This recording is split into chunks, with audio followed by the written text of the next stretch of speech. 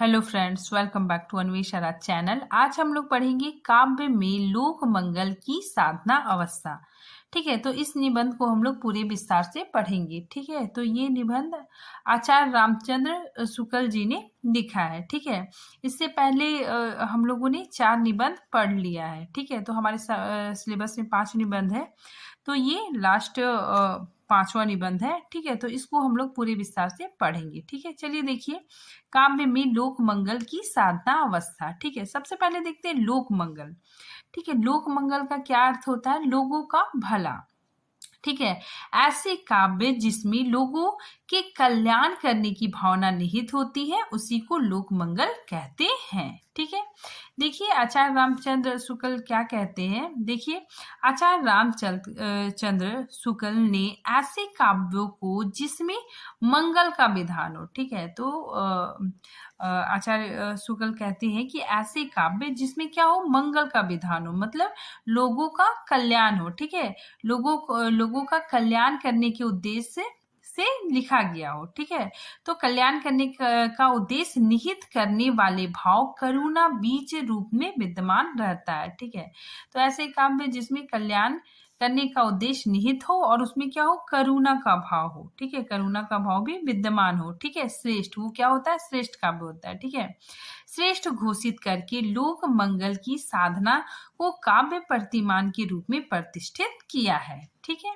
आगे देखिए उनका तर्क है कि लोक में मंगल का विधान करने वाले 2 भाव होते हैं। ठीक है, तो आचार्य शुक्ल जी का मानना है कि लोक में मंगल का विधान करने में 2 भाव होते हैं। ठीक है, 2 भाव प्रमुख होते हैं। कौन कौन? देखिए करुणा और प्रेम। ठीक है, काफी इंपॉर्टेंट है, ये पूछा जाता है। 2 भाव कौन कौन प्रमुख है? तो करुणा और प्रेम। यहाँ पे देखिए करुणा। ठीक है, करुणा की गति लोक की रक्षा की ओर होती है। ठीक है, तो ये काफी इंपॉर्टेंट क्वेश्चन है, पूछा जाता है कि लोक की करुणा की गति किसकी ओर होती है? तो लोक की रक्षा की ओर होती है। ठीक है, फिर नेक्स्ट देखिए प्रेम। प्रेम की गति। ठीक है, प्रेम की गति किस ओर होती है? तो प्रेम की गति लोक के रंजन की ओर होती है। ठीक है, देखिए लोक रंजन मतलब क्या होता है? लोगों को खुश करके उसका विश्वास प्राप्त करना। ठीक है, अब देखिए लोक मंगल शब्द को विशिष्ट अर्थ देने का श्रेय आचार्य रामचंद्र शुक्ल को जाता है। ठीक है, तो ये भी काफी इंपॉर्टेंट क्वेश्चन है, पूछा जाता है कि लोक मंगल शब्द को विशिष्ट अर्थ देने का श्रेय किसे जाता है? तो आचार्य रामचंद्र शुक्ल को जाता है। ठीक है, आगे देखिए लोक मंगल के दोनों अंशभूत शब्द लोक और मंगल आचार्य शुक्ल को भारतीय परंपरा के प्रवाह से प्राप्त हुआ। ठीक है, तो यहाँ पे बताया जा रहा है जो लोक मंगल शब्द है। ठीक है, तो ये जो लोक मंगल शब्द आचार्य शुल्क का स्वयं का नहीं है। ठीक है, इन्होंने भारतीय चिंतन परंपरा से लिया है। ठीक है, भारत का जो दर्शन शास्त्र है, ठीक है, वहां से इन्होंने लोक मंगल शब्द को लिया है। आगे देखिए सामान्यतः लोक शब्द से तात्पर्य, ये लोक शब्द से क्या तात्पर्य? सामान्य जनता। ठीक है, जो आम जनता है। और मंगल शब्द से क्या तात्पर्य है? कल्याण। ठीक है, आगे देखिए आचार्य शुक्ल ने लोक शब्द का प्रयोग यूं तो कई अर्थों में किया। ठीक है, कहीं जगत के लिए, कहीं समाज के लिए, कहीं मानव जाति के लिए और कहीं संपूर्ण मानवता के लिए, किंतु जिस लोक से वे दुख की छाया हटाना चाहते हैं वह निश्चित ही वह दुखी, पीड़ित और गरीबों से है। ठीक है, तो यहाँ पे आचार्य शुक्ल जी लोक शब्द का प्रयोग कई अर्थों में करते हैं। ठीक है, जैसे आम जनता, ठीक है, समाज, संपूर्ण मानव के लिए, लेकिन वास्तव में लोक शब्द से उनका मुख्य अभिप्राय जो पीड़ित लोग हैं, ठीक है, जो शोषित लोग हैं, ठीक है, जो पीड़ित लोग हैं, दुखी लोग हैं, ठीक है, जो शोषित जनता से किए हैं। आचार्य रामचंद्र शुक्ल के अनुसार काव्य 2 प्रकार के होते हैं। ठीक है, ये काफी इंपॉर्टेंट है कि काव्य कितने प्रकार के हैं? 2 प्रकार के। ठीक है, आनंद की साधना अवस्था और दूसरा आनंद की सिद्धा अवस्था। ठीक है, ये दोनों काफी इंपॉर्टेंट है। यहाँ पे देखिए अगर बीज प्रेम का है, ठीक है, तो क्या उसका पेड़ मतलब क्या होगा? सिद्धावस्था, ठीक है। फिर इधर देखिए, यहाँ पे मान लीजिए बीज करुणा का है, ठीक है। अगर बीज करुणा का है तो वो क्या होगा, साधनावस्था होगा, ठीक है। देखिए इसको मैंने पिक्चर के थ्रू समझा दिया है, ठीक है, ताकि ये कंफ्यूजन ना हो, क्या कि बहुत बार पूछा जाता है, ठीक है। प्रेम से मतलब कौन सी भावना होती है, तो सिद्धावस्था, और करुणा से साधनावस्था विकसित होती है, ठीक है। आगे देखिए, इसी करुणा के बीज भाव की वजह से, ठीक है, मतलब इसी करुणा के बीज भाव की वजह से रामायण महाभारत काव्य रचा गया, ठीक है। और इसी प्रेम के बीज भाव के प्रवास से गीत गोविंद, ठीक है, गाथा सप्तशती, श्रृंगार रस के फुटकर पद रचे गए। आगे देखिए, आनंद की साधनावस्था या प्रयत्न पक्ष, ठीक है। देखिए इसको प्रयत्न पक्ष भी कहा जाता है, ठीक है। देखिए इसका संबंध लोक मंगल अथवा लोक कल्याण से होता है, ठीक है। और इसका मुख्य कार्य लोक मंगल का विधान करना होता है, ठीक है। इस प्रकार का काव्य कौन कौन सा है, रामायण, महाभारत और शिशुपाल वध, ठीक है। देखिए इसको हम लोग अच्छे से यहाँ पे मैंने डिफाइन करके लिख दिया है, ठीक है। यहाँ पे समझ में आ जाएगा कि आनंद की साधना अवस्था से क्या तात्पर्य है, कि ऐसे काव्य में लोगों के कल्याण की भावना जुड़ी होती है, ठीक है। मतलब ऐसा जो काव्य लिखा जाता है, कविता लिखी जाती है, ठीक है, ऐसे साहित्य लिखे जाते हैं जिसमें क्या होता है, लोगों के कल्याण की भावना निहित होती है, ठीक है। इस काव्य को लिखने के बाद या सुनकर लोगों का कल्याण होता है, ठीक है। तो ये रामायण महाभारत ऐसे काव्य को पढ़कर या सुनकर क्या होता है, लोगों का कल्याण होता है, ठीक है, लोगों का मंगल होता है। इसका मुख्य कार्य लोगों का मंगल करना होता है, ठीक है, लोगों का कल्याण करना होता है, ठीक है। और इसको पढ़ के या सुन के लोगों का कल्याण होता है, ठीक है। नेक्स्ट देखिए, आनंद की सिद्धावस्था या उपभोग पक्ष चलने वाला, ठीक है। देखिए आनंद की सिद्धावस्था या फिर उपभोग पक्ष, ठीक है, इसको उपभोग पक्ष भी कहा जाता है। देखिए इसका संबंध केवल लोगों के मनोरंजन से होता है, ठीक है। मतलब इसका संबंध किससे होता है, लोगों के मनोरंजन से होता है, ठीक है, अथवा केवल उपभोग मात्र से होता है, ठीक है। इस प्रकार का काव्य का मुख्य उद्देश्य लोगों का मनोरंजन करना होता है, ठीक है। मतलब इस प्रकार के काव्य में क्या होता है, इसका मुख्य उद्देश्य लोगों का मनोरंजन करना होता है, ठीक है, क्षणिक सुख प्रदान करना होता है, ठीक है। जैसे देखिए, जैसे मैंने एग्जाम्पल भी लिख दिया है, जैसे हम कवि सम्मेलन में जाते हैं, ठीक है, कविता सुनते हैं, गजल सुनते हैं, शायरी सुनते हैं, ठीक है, तो इससे क्या होता है, हमारा मन प्रसन्न होता है, ठीक है, जिसमें कोई लोक कल्याण की भावना निहित नहीं होती है, ठीक है। तो ऐसे काव्यों में लोक कल्याण की भावना निहित नहीं होती है, ठीक है। लेकिन आचार्य रामचंद्र शुक्ल जी ऐसे काव्यों का समर्थन नहीं करते हैं, ठीक है। और ऐसे काव्य कौन कौन है, देखिए आर्या सप्तशती गाथा, ठीक है, गाथा सप्तशती, ठीक है, और गीत गोविंद, ठीक है, ये आनंद की सिद्धावस्था के अंतर्गत आ जाएंगे। अब देखिए हम लोग अब निबंध शुरुआत करते हैं, ठीक है। देखिए निबंध में आचार्य रामचंद्र शुक्ल जी के अनुसार सत्य, ठीक है, सत्य या यथार्थ, ठीक है, सत्य और असत्य भले और बुरे दोनों के मेल का नाम संसार है, ठीक है। पापी और पुण्य आत्मा, परोपकारी और अत्याचारी, सज्जन और दुर्जन सदा से संसार में रहते आए हैं और सदा रहेंगे, ठीक है। तो यहाँ पे कवि कहना चाह रहे हैं कि इस संसार में सभी तरह के लोग रहते हैं, ठीक है, सत्य असत्य, भले बुरे, परोपकारी, ठीक है, अत्याचारी, तो सभी तरह के लोग यहाँ पे रहते हैं, ठीक है। इस संसार में मतलब अंधेरा भी है तो उजाला भी है, ठीक है। तो सज्जन लोग भी रहते हैं और दुर्जन लोग भी रहते हैं, ठीक है। तो ये दो शक्तियां हमेशा से इस संसार में रहते आए हैं, ठीक है, और सदा रहते रहेंगे।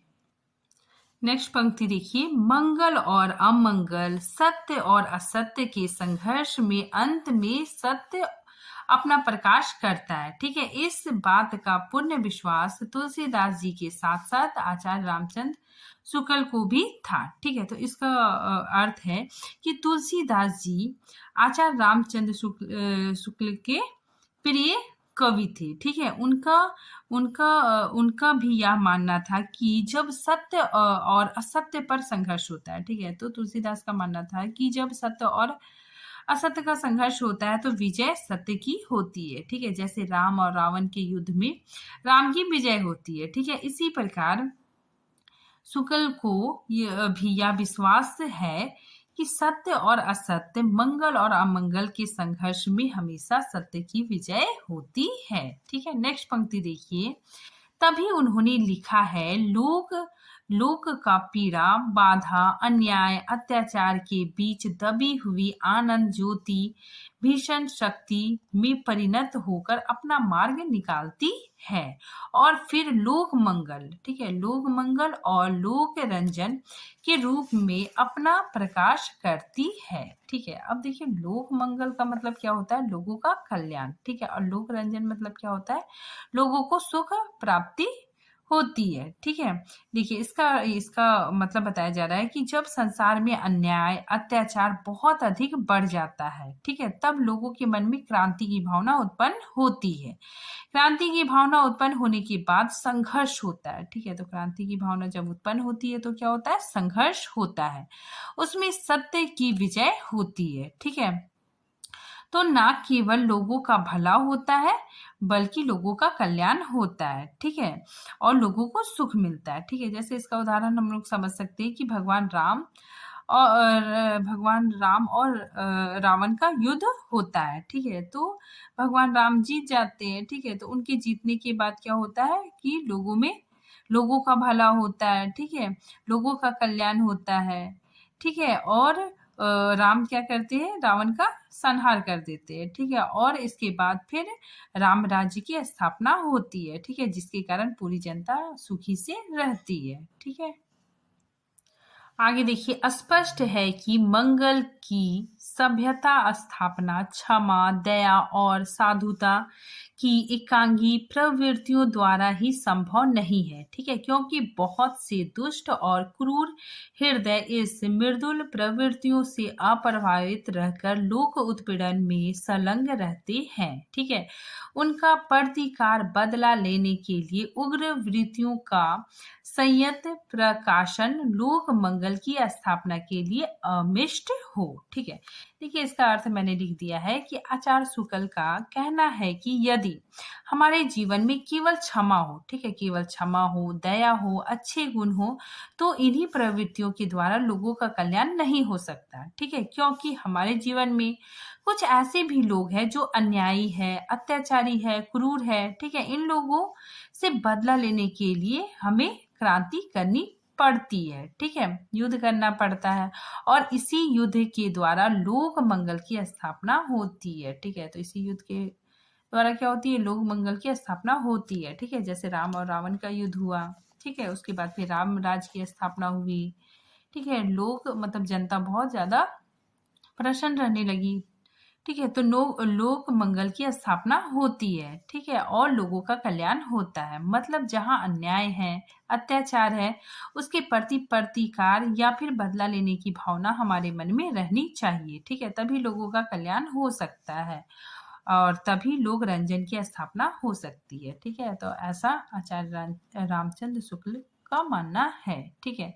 नेक्स्ट आगे देखिए, अतएव शुक्ल जी के अनुसार क्षमा जहाँ समाप्त या क्रांतिहीन हो जाती है, वहीं से क्रोध का सौंदर्य आरंभ होता है, ठीक है, जिसमें शिष्टों का आदर, दीनों पर दया, दुष्टों के दमन आदि जीवन के अनेक रूपों का सौंदर्य दिखाई पड़ते हैं।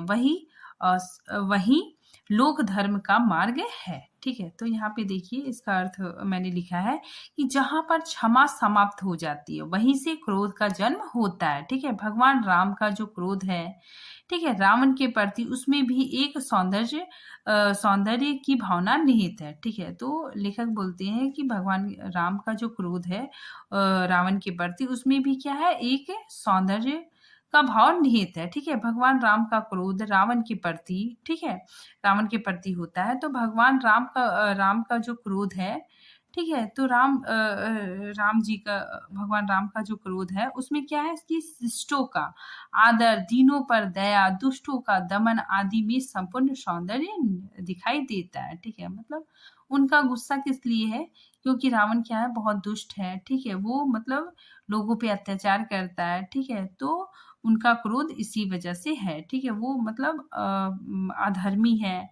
ठीक है, तो राम के क्रोध में भी सौंदर्य छिपा हुआ है। ठीक है, तो वही लोक धर्म का मार्ग होता है। ठीक है, तो वही लोक धर्म का मार्ग होता है, लोगों के कल्याण का मार्ग होता है। आगे देखिए, मूल बात यह है कि अधर्म वृत्ति को हटाकर धर्म वृत्ति की प्रतिष्ठा के लिए कभी कोमल और मधुर एवं कभी उग्र और प्रचंड प्रयास करने पड़ते हैं। ठीक है, तो यहाँ पे लेखक बोलते हैं कि हमें कोई जरूरी नहीं है कि धर्म की वृत्ति मतलब धर्म को प्रतिष्ठित करने के लिए कभी हमें क्या करना पड़ता है, कोमल और मधुर बनना पड़ता है। ठीक है, तो कभी उग्र और प्रचंड रूप दिखाना पड़ता है। ठीक है, आगे देखिए, इसलिए शुक्ल जी की दृष्टि में भीषणता और सरसता, कोमलता और कठोरता, कटुता और मधुरता, प्रचंडता और मृदुलता का सामंजस्य ही लोक धर्म का सौंदर्य है। ठीक है, तो यहाँ पे लेखक कहते हैं कि जरूरी नहीं है कि हम हमेशा मतलब गुस्सा दिखाए। ठीक है, उग्रता दिखाए। ठीक है, कभी कभी कुछ लोग प्यार से, ठीक है, कोमल प्यार से ही मतलब बात को समझ जाते हैं। ठीक है, तो किसी को अगर हम प्यार से अनुरोध करेंगे तो लोग कोई कोई लोग मतलब प्यार से बात समझ जाते हैं। ठीक है, लेखक यहाँ पे कहते हैं कि प्यार से भी लोक धर्म की स्थापना की जा सकती है। ठीक है, इसीलिए शुक्ल जी भीषण, ठीक है, भीषण और सरलता, कोमलता और कठोरता, ठीक है, ही लोक धर्म का सौंदर्य है। ठीक है, मगर दोनों ही प्रकार की प्रवृत्तियां हमारे जीवन में अनिवार्य और महत्वपूर्ण है। ठीक है, तो लेखक बताते हैं कि हमारे जीवन में दोनों प्रकार की प्रवृत्तियां होनी चाहिए। ठीक है, कोमल भी होना चाहिए, मधुर भी होना चाहिए। ठीक है, और उग्र और प्रचंड, ये दोनों तरह की प्रवृत्तियां होनी चाहिए। ठीक है, दोनों में सामंजस्य स्थापित होनी चाहिए। आगे देखिए, साहित्य के मूल्यांकन के एक प्रमुख मापदंड के रूप में लोक मंगल की प्रतिष्ठा शुक्ल जी ने जिस तर्क श्रृंखला के आधार पर की है वह पुष्ट है। ठीक है, तो यहाँ पे देखिए, इस प्रकार किसी भी साहित्य का मूल्यांकन आचार्य शुक्ल के अनुसार लोक मंगल के आधार पर होनी चाहिए। ठीक है, मतलब कोई भी साहित्य का मूल्यांकन किसके आधार पर होनी चाहिए, लोक मंगल के आधार पर होनी चाहिए। ठीक है, वही साहित्य महत्वपूर्ण है जिसमें लोगों का कल्याण की भावना निहित है। ठीक है, तो लेखक बोलते हैं कि वही वही साहित्य महत्वपूर्ण है। ठीक है, जिसमें लोगों के कल्याण की भावना निहित है। ठीक है, इसकी प्रतिष्ठा साहित्य की आलोचना के मापदंड के रूप बहुत ही प्रबल तर्कों के आधार पर है जिसे काटा नहीं जा सकता। ठीक है, तो लेखक के अनुसार वही साहित्य महत्वपूर्ण है जिसमें क्या होता है कि लोगों की कल्याण की भावना निहित होती है। ठीक है, और ये बहुत ही प्रबल तर्क है। ठीक है, और इसे काटा नहीं जा सकता। सर्वप्रथम उन्होंने यह निरूपित किया कि साहित्य या काव्य का प्रयोजन इसी लोक के भीतर है और उनका लक्ष्य मनुष्य का हृदय है। ठीक है, तो इसमें देखिए, आचार्य शुक्ल जी कहना चाहते हैं कि साहित्य का उद्देश्य और लक्ष्य क्या है, तो साहित्य का लक्ष्य और उद्देश्य यह समाज है। ठीक है, मनुष्य का हृदय है। ठीक है, उसका उद्देश्य लोगों का कल्याण करना है। ठीक है, नेक्स्ट, उसके अनुसार मनुष्य लोकबद्ध प्राणी है। ठीक है, उसका अपनी सत्ता का ज्ञान तक लोकबद्ध है। लोक के भीतर ही कविता क्या है, किसी कला का प्रयोजन और विकास होता है। ठीक है, एक की अनुभूति को दूसरे के हृदय तक पहुंचाना यही काव्य का लक्ष्य होता है। ठीक है, तो काव्य का लक्ष्य क्या होता है, देखिए, कवि का लक्ष्य, ठीक है, कवि या फिर कविता का लक्ष्य, देखिए यहाँ पे कवि का लक्ष्य अपनी भावनाओं, अपनी अनुभूतियों को दूसरे के हृदय तक पहुंचाना होता है। ठीक है, तो कवि का लक्ष्य क्या होता है कि अपनी भावनाओं, अपनी अनुभूतियों को दूसरों तक पहुंचाना, ठीक है। कवि की जो भावना या अनुभूति है, यदि वो आम जनता तक या फिर अनेक हृदय तक पहुंच जाती है, तो यही कला का लक्ष्य है, ठीक है, साहित्य का लक्ष्य है। इसे ही हम साधारणीकरण कहते हैं, ठीक है। तो इसे हम क्या कहते हैं? साधारणीकरण कहते हैं, ठीक है। तो कवि का लक्ष्य क्या होता है कि अपनी भावनाओं को आम जनता तक पहुंचाना, ठीक है। मतलब आम जनता भी क्या हो जाए? भाव विभोर हो जाए, ठीक है। जैसे भरत मिलन का जो दृश्य है, ठीक है, उसे देख के जनता क्या हो जाए? उसकी आंखों में भी आंसू आ जाए, ठीक है। वो भी करुणा में आ जाए, ठीक है, भाव विभोर हो जाए, ठीक है। तो वही काव्य का लक्ष्य है, ठीक है, वही साधारणीकरण है, ठीक है। आगे देखिए, एक की अनुभूति को दूसरा सहज रूप से तभी अपनाएगा जब वह उसे अपने अनुरूप भी लगेगी, ठीक है, सुंदर भी होगी और उसके जीवन को समृद्ध भी करेगी, ठीक है। अर्थात जब किसी कवि की अनुभूति, ठीक है, यहाँ पे देखिए मैंने यहाँ डिफाइन कर दिया है कि जब किसी कवि की अनुभूति को कोई व्यक्ति या जनमानस तभी स्वीकार करता है जब उसे लगता है कि कवि ने उसके मन की अनुभूति को अपनी कविता या साहित्य में अभिव्यक्त किया है, ठीक है। तो इसमें बताया जा रहा है कि कवि की जो अनुभूति है, ठीक है, वो मतलब दूसरे जन के पास, ठीक है, आम जन के पास एकदम सहजता रूप से चली जाए, ठीक है। मतलब जनमानस के पास चली जाए, ठीक है। और जनमानस को लगेगा कि कवि ने उसके मन की जो अनुभूति है उसी को अपनी कविता का माध्यम बनाया है, ठीक है, अपनी कविता में अभिव्यक्त किया है।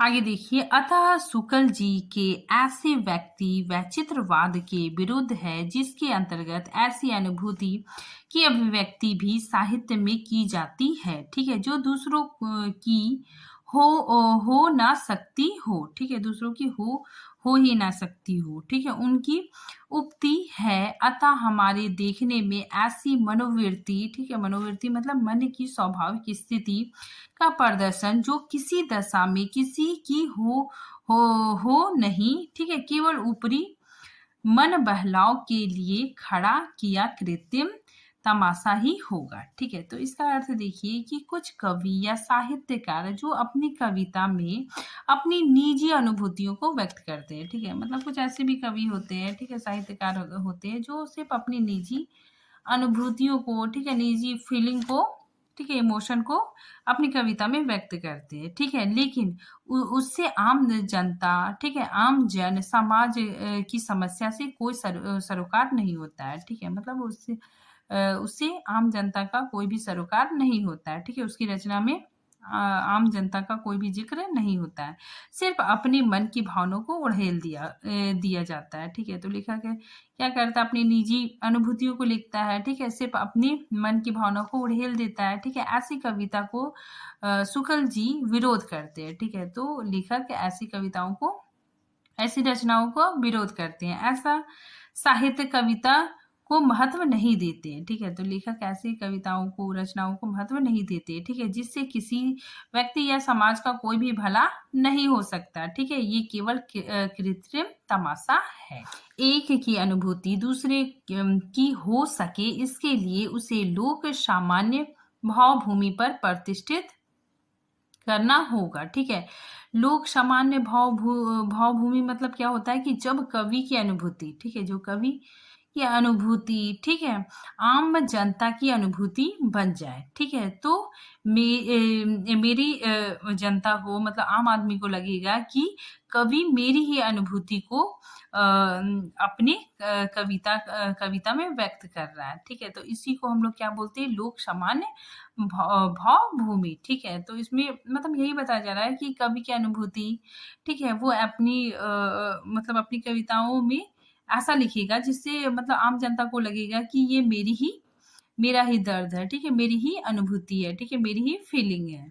आगे देखिए, इसलिए शुक्ल जी के अनुसार सच्चा कवि वही है जिसे लोक हृदय की पहचान हो, ठीक है, जो अनेक विशेषताओं और विचित्रताओं के बीच मनुष्य जाति के सामान्य हृदय को देख सके। इसी लोक हृदय में लीन होने की दशा का नाम रस दशा है। ठीक है, तो यहाँ पे लेखक बोलते हैं कि सच्चा कवि वो है जो अपने भावनाओं, अपने मन के भाव को अभिव्यक्ति प्रदान ना करे, ठीक है, बल्कि लोगों के हृदय को, ठीक है, लोगों के हृदय की भावनाओं को अपने काव्य की अभिव्यक्ति प्रदान करे। ठीक है, तो यहाँ पे लेखक बोलते हैं कि सच्चा कवि वही है जो मतलब सिर्फ अपने भावनाओं को व्यक्त ना करे, ठीक है, बल्कि लोगों के हृदय की भावनाओं को अपनी कविता में अभिव्यक्त करे। ठीक है, प्रत्येक व्यक्ति में कुछ खासियत होती है, कुछ विशेषताएं होती है, ठीक है, कुछ विचित्रता होती है। ठीक है, इन सब के बावजूद भी जो आम जनता है, ठीक है, जो साधारण जनता है, उसके सामान्य हृदय में जो अनुभूति है, ठीक है, और जो भावनाएं हैं उसको पहचान सके। ठीक है, कवि क्या कर सके, आम जनता की अनुभूति को पहचान सके, ठीक है, और अपने साहित्य में अभिव्यक्ति प्रदान करे। ठीक है, इसी लोक हृदय में लीन होने की दशा का नाम रस दशा है। ठीक है, आई होप आप लोगों को समझ में आ गया होगा। नेक्स्ट देखिए, आचार्य शुक्ल ने लोक मंगल की साधना को काव्य की श्रेष्ठता के प्रतिमान के रूप में प्रतिष्ठित किया है। ठीक है, उनका तर्क है कि लोक में मंगल का विधान करने वाले दो भाव होते हैं, करुणा और प्रेम। ठीक है, ये काफी इंपॉर्टेंट है, मैंने शुरू में ही बताया कि दो भाव कौन कौन है, करुणा और प्रेम। यहाँ पे देखिए, आचार्य शुक्ल का मानना है कि वही काव्य श्रेष्ठ काव्य है जिसमें जनमानस के कल्याण की भावना निहित है। ठीक है, इसी मापदंड के आधार पर किसी काव्य की आलोचना की जानी चाहिए। ठीक है, तो इसी मापदंड के आधार पर किसी काव्य की आलोचना की जानी चाहिए। लोगों का कल्याण करने वाले दो भाव होते हैं। ठीक है, तो दो भाव कौन कौन होते हैं, करुणा और प्रेम। ठीक है, करुणा की गति लोक की रक्षा, ठीक है, याद रखिएगा, करुणा की गति लोक की रक्षा की ओर होती है। ठीक है, भगवान राम के मन में भी करुणा थी, ठीक है, और लोगों के प्रति रक्षा का भाव था। आगे देखिए, करुणा की गति लोक की रक्षा की ओर होती है। ठीक है, और प्रेम की गति लोक रंजन की ओर होती है। ठीक है, तो आप लोग याद रखिएगा कि करुणा की गति लोक की रक्षा की ओर होती है, ठीक है, और प्रेम की गति लोक रंजन की ओर होती है। ठीक है, इन दोनों भावों को वे सत्व गुण प्रधान मानते हैं। ठीक है, वे कहते हैं कि मंगल का विधान तभी हो सकता है जब रजस और तमस गुण सत्व गुण के अधीन रहकर कार्य करे। ठीक है, अब देखिए रजोगुण क्या होता है। ठीक है, पहले इसको समझ लेते हैं कि रजोगुण क्या होता है। भोग विलास या राजसी ठाट बाट को रजोगुण कहते हैं। ठीक है, और तमोगुण क्या होता है, अंधकार या फिर अज्ञान आदि गुण को तमोगुण कहते हैं। ठीक है, फिर देखिए सतोगुण, ये काफी इंपॉर्टेंट है। सतोगुण क्या होता है, अच्छे और सरल कर्मों की ओर प्रवृत्त करने वाला गुण। ठीक है, ये सतोगुण होता है। ठीक है, तो इसका अर्थ देखते हैं कि भारतीय दर्शन में 3 तरह के गुण है। ठीक है, रजोगुण, तमोगुण और सतोगुण। आचार्य शुक्ल का यह मानना है कि ये दोनों भाव है। ठीक है, और इसका संबंध सतोगुण से है। ठीक है, वे कहते हैं कि मंगल का विधान तभी हो सकता है जब रजोगुण, ठीक है, रजोगुण और तमोगुण सतोगुण के अधीन रहकर कार्य करे। ठीक है, मतलब लोगों का कल्याण तभी हो सकता है जब रजोगुण, ठीक है, और तमोगुण, ठीक है, ये सतोगुण के अंदर रहकर कार्य करे। ठीक है, तभी लोगों का कल्याण हो सकता है। ठीक है, तो ये काफी इंपॉर्टेंट है, ये याद रखिएगा आप लोग। ठीक है, नेक्स्ट देखिए, भावों में करुणा और प्रेम सत्व गुण प्रधान होते हैं। ठीक है, क्रोध, भय, घृणा आदि प्रचंड भाव रजस और तमस प्रधान होते हैं। ठीक है, आचार्य शुक्ल जी का मान्यता यह है करुणा और प्रेम की लक्ष्य सिद्धि में सहायक होकर अर्थात सत्व गुण के अधीन सक्रिय रहकर क्रोध, भय, घृणा जैसे प्रचंड भाव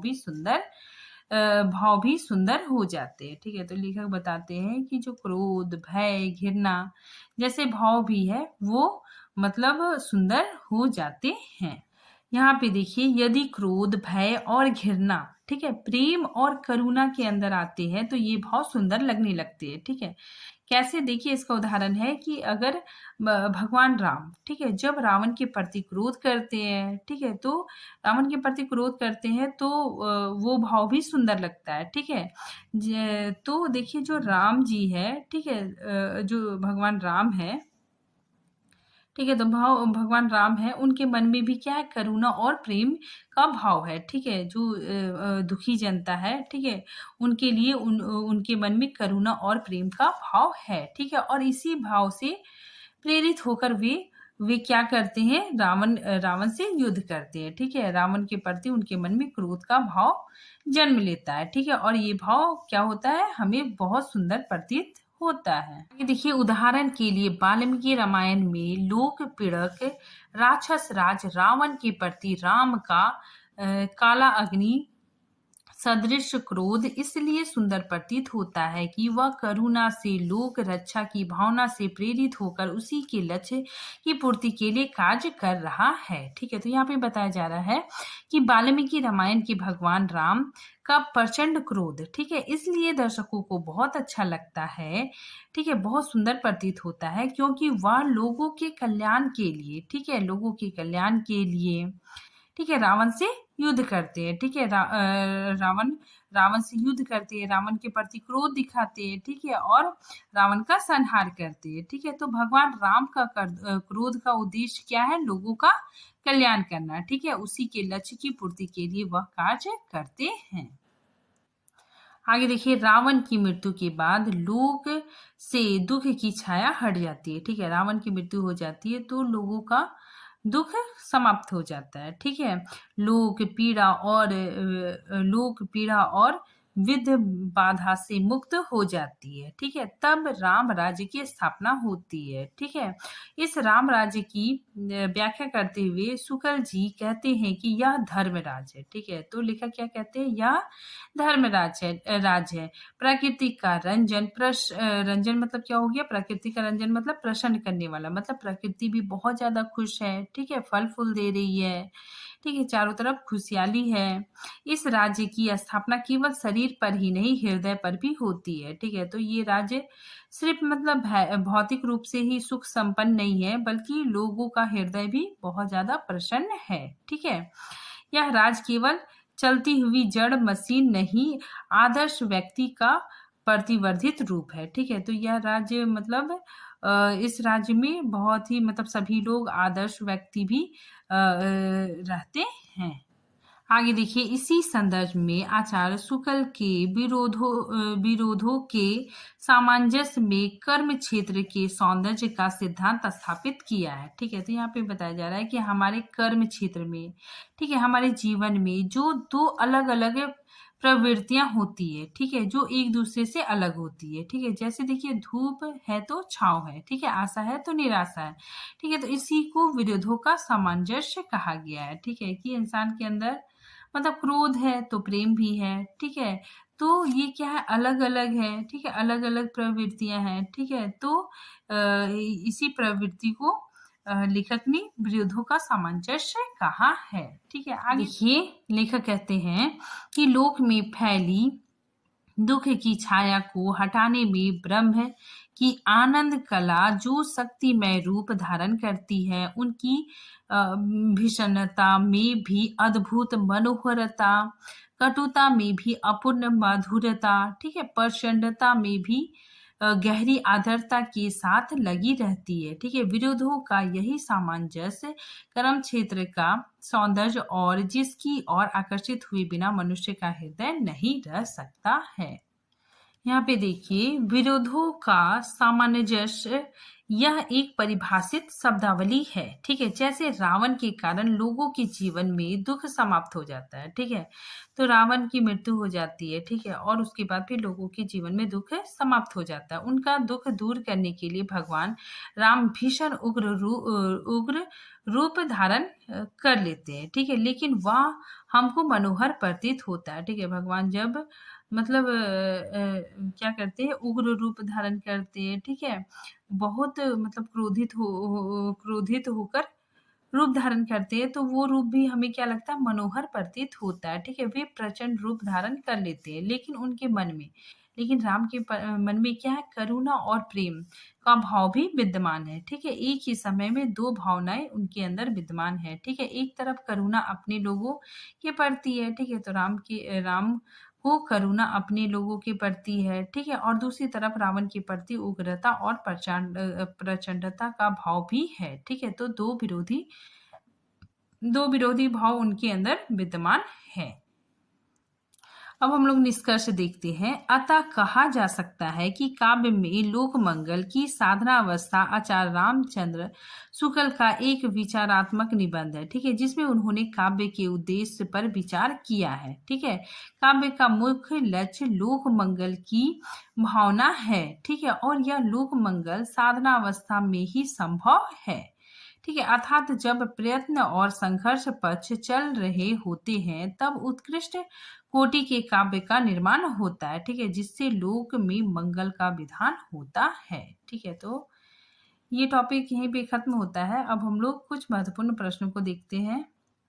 अब चलिए हम लोग कुछ महत्वपूर्ण प्रश्नों को देखते हैं। देखिए, लोक मंगल में लोक और मंगल में क्या तात्पर्य है? तो देखिए, लोक का मतलब क्या होता है? लोक का मतलब लोग, समाज, मानव जाति, ठीक है, स्थान, क्षेत्र आदि से है। ठीक है, और मंगल का अर्थ मैंने क्या बताया था? कल्याण।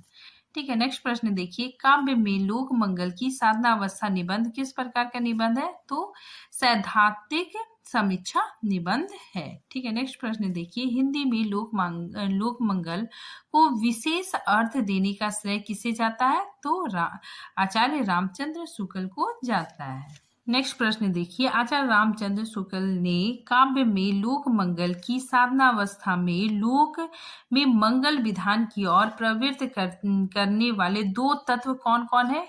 तो करुणा और प्रेम। ठीक है, ये काफी इंपॉर्टेंट है। नेक्स्ट देखिए, ये भी इंपॉर्टेंट है, आनंद की अभिव्यक्ति की दो स्थितियां कौन कौन है? तो आनंद की सिद्धावस्था और आनंद की साधना अवस्था। ठीक है, फिर देखिए नेक्स्ट प्रश्न है, आनंद की साधनावस्था या प्रयत्न पक्ष को लेकर चलने वाला है। ठीक है, और ये आनंद की सिद्धावस्था, ये सिद्धावस्था क्या? उपभोग पक्ष को लेकर चलने वाला है। ठीक है, तो आनंद की साधनावस्था क्या है? प्रयत्न पक्ष को लेकर चलने वाले हैं, और इसमें क्या है? सिद्धावस्था में उपभोग पक्ष को लेकर चलने वाले हैं। नेक्स्ट प्रश्न देखिए, करुणा का संबंध लोक सेवा से है और प्रेम का संबंध किससे है? तो लोक रंजन से है। ठीक, नेक्स्ट प्रश्न देखिए, प्रकृति में तीन गुणों की प्रधानता है, कौन कौन है? देखिए, रजस गुण, ठीक है, तमस गुण और सत्व गुण। ठीक है, देखिए काव्य में सत्व गुण की प्रधानता बहुत ज्यादा है। ठीक है, देखिए आचार्य शुक्ल काव्य में रंजन पक्ष की अपेक्षा किस पक्ष को अधिक बल देते हैं? तो लोक मंगल को ज्यादा बल देते हैं। ठीक है, नेक्स्ट देखिए, करुणा का कार्य रक्षा भाग्य है तथा करुणा का अनुवृत्ति क्या है? तो प्रेम है। ठीक है, नेक्स्ट प्रश्न देखिए, साधना अवस्था को लेकर चलने वाले काव्य का बीज भाव क्या है? तो करुणा है। ठीक है, नेक्स्ट प्रश्न देखिए, प्रेम में क्रोध आदि जितने भी भाग होते हैं उसकी वास्तविक अभिव्यक्ति से होती है, तो किससे होती है? करुणा से होती है। ठीक है, फिर नेक्स्ट देखिए, ब्रह्म के तीन रूप कौन कौन है? सत्य, चित्त और आनंद। ठीक है, फिर देखिए रामायण का बीज भाव क्या था? करुणा। ठीक है, फिर नेक्स्ट देखिए, शुक्ल जी की मान्यता है कि करुणा और प्रेम की लक्ष्य सिद्धि में सहायक होकर क्रोध, भय और घृणा के भाव भी सुंदर लगने लगते हैं। ठीक है, तो ये टॉपिक यहीं पे खत्म होता है। ठीक है, मिलते हैं नेक्स्ट टॉपिक के साथ, तब तक के लिए थैंक यू।